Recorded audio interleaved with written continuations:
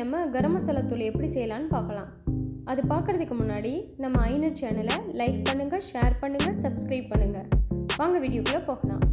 இப்போது கரம் மசாலா தூளுக்கு தேவையான பொருள்: 3 டேபிள் ஸ்பூன் அளவுக்கு லவங்கம், அதே அளவு பட்டை, அதே அளவு ஏலக்காய். இப்போ ஸ்டவ் ஆன் பண்ணி அதில் ஒரு பேனை வச்சு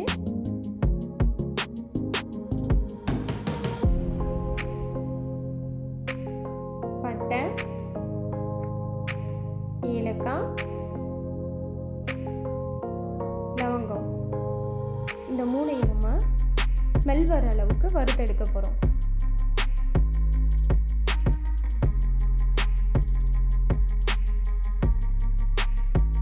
ஸ்மெல் நல்லா வந்ததுக்கப்புறம் ஸ்டவ் ஆஃப் பண்ணிவிட்டு இதை ஒரு மிக்ஸி ஜாரில் போட்டு பொடிச்சு எடுக்க போகிறோம். பாருங்கள், ரெடி ஆயிடுச்சு. இப்போ நான் மிக்ஸி ஜாரில் போட்டு பொடிச்சு எடுத்துட்டேன். நம்மளுக்கு பிரியாணிக்கு ஏற்ற சூப்பரான கரம் மசாலா தூள் ரெடி. இதை ஒரு பாட்டிலில் போட்டு ஸ்டோர் பண்ணிக்கங்க. தேங்க்யூ ஃபார் வாட்சிங்.